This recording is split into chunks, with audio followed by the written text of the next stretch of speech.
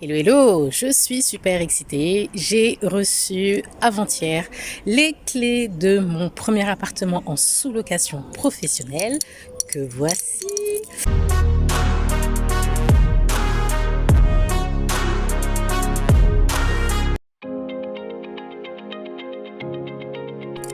Hello, hello, je suis super excitée. J'ai reçu avant-hier les clés de mon premier appartement en sous-location professionnelle que voici.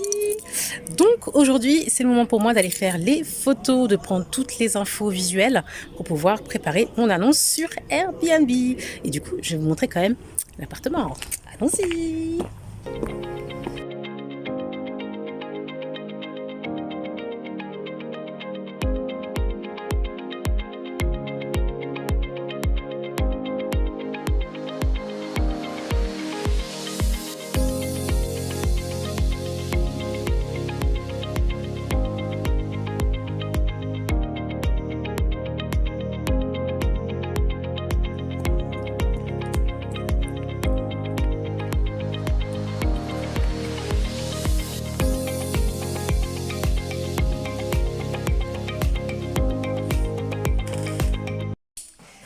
On y est, voici. Là, on rentre directement sur la première chambre. Donc, c'est un appartement avec deux chambres. La première, celle-ci que je viens de vous montrer. La seconde, juste ici. Est-ce que vous voyez la lumière, le soleil qu'on a quand même?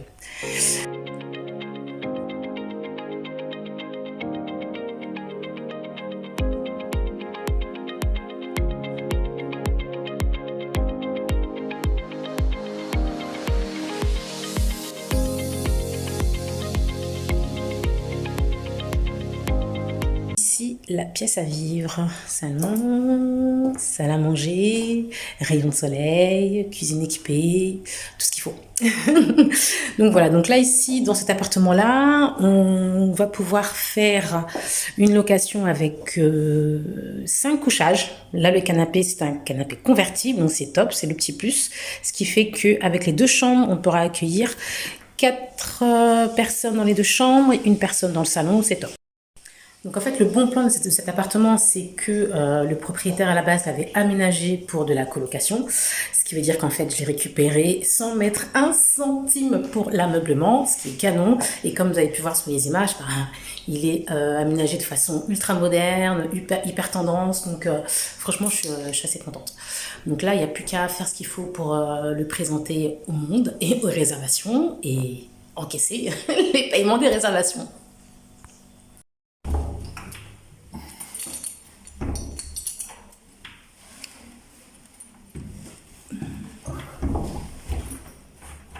Alors là, je m'interroge, problème de serrure, comment est-ce que je vais résoudre ce problème? Parce que là, ça ne le fait pas du tout. Il va falloir trouver une solution pour que l'ouverture de la porte soit fluide pour les clients.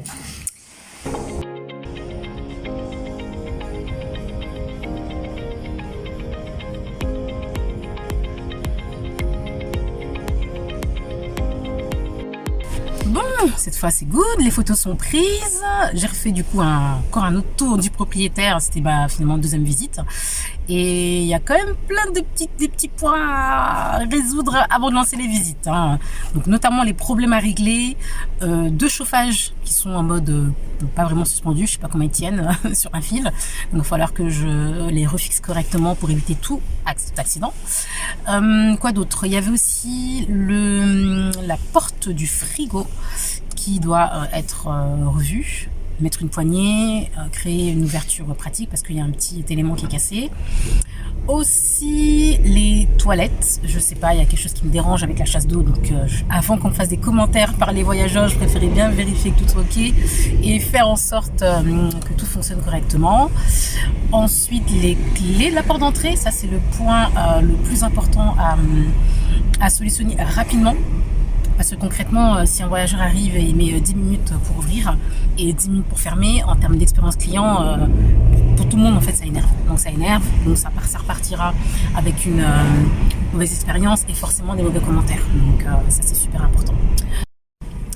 Voilà, donc tout ça pour dire qu'il n'y a pas que des bons côtés, hein. Il faut pouvoir, en fait, quand on se met en tête de faire cette activité-là, de gérer des sous-locations professionnelles, il faut pouvoir se dire qu'il faut aussi trouver des solutions aux problèmes. Et c'est un peu ça le boulot, en fait, parce que, ok, ça tourne tout seul en automatique, mais il faut être hyper réactif sur les problématiques à régler, de façon à ce que justement ça tourne tranquillement, sans encombre, sans problème, pour tous les voyageurs qui passent, pour tous les intervenants qui vont circuler comme les femmes de ménage, et que je sois pas là, avoir mon téléphone qui sonne toutes les 30 secondes pour trouver une solution à un problème sur place.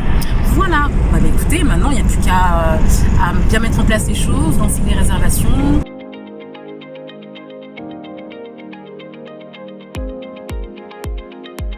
Maintenant que j'ai toutes les photos de l'appartement, la prochaine étape, ça va être de créer une annonce sur Airbnb, ensuite sur Booking, mais je vais d'abord me focaliser sur Airbnb.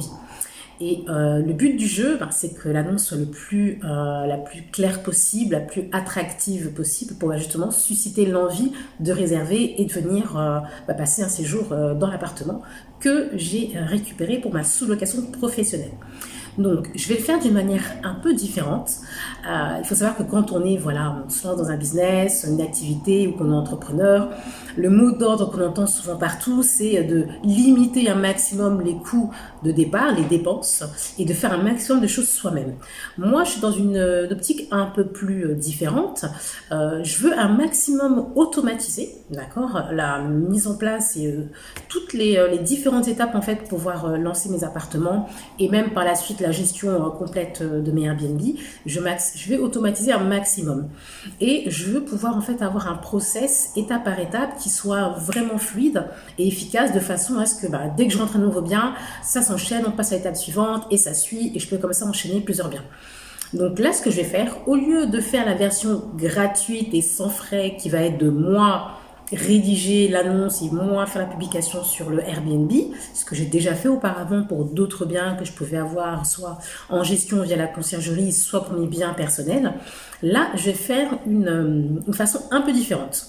J'ai trouvé sur un site connu de prestataires un entrepreneur qui propose justement de mettre en place les annonces Airbnb, les livrets d'accueil, il y a plein de petits comme ça microservices qui sont liés au Airbnb. Et je vais justement vous montrer comment je m'y suis prise. Donc, je vais tout simplement le faire avec vous parce que du coup, j'ai fait une sélection il y a quelques jours. Je me suis dit, lui, je le garde sous le coude. Je vais le contacter dès que j'aurai tous les éléments d'appartement pour tester justement qu'est-ce que ça donne d'avoir une personne qui gère pour moi la rédaction de l'annonce, la publication de l'annonce, c'est aussi une option. Je peux lui donner l'accès à mon espace Airbnb et qu'il mette en place l'annonce. Donc, un gain de temps pour moi encore. Et je vais le tester, tout simplement. Et si ça me convient, déjà au niveau du prix, c'est un prix qui est quand même relativement correct, en sachant que ce qu'il faut penser, souvent quand on veut éviter de dépenser de l'argent, si tu ne veux pas de l'argent, tu mets de ton temps. On est d'accord, avoir un business, ça prend du temps, ça demande de l'investissement, je suis tout à fait d'accord avec ça. Mais moi, je suis plutôt dans l'optique à l'anglophone, le work smart.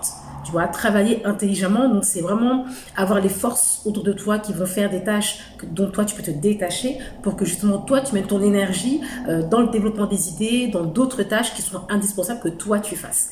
Donc c'est plus ça mon état d'esprit aujourd'hui. Donc par rapport à ça, j'ai trouvé ce jeune homme qui m'a l'air très intéressant sur papier, bien entendu, qui est lui-même super hôte, donc du coup qui a l'expérience en tant que hôte Airbnb, et d'où le fait que j'ai confiance en ce prestataire, parce que justement, c'est pas quelqu'un qui fait juste de la rédaction. Il a l'expérience en tant qu'hôte, l'expérience voyageur, et c'est ça qui m'a justement intéressée. Donc, je vais mettre maintenant sur mon ordinateur, je vais justement faire ma demande de prestation de service, avec faire le règlement pour pouvoir justement le lancer sur la mise en place de mon annonce, parce que là maintenant je suis pressée par le temps. Au plus vite l'annonce sera mise en place, au mieux justement je pourrai lancer des réservations et que mon bien soit opérationnel tout de suite.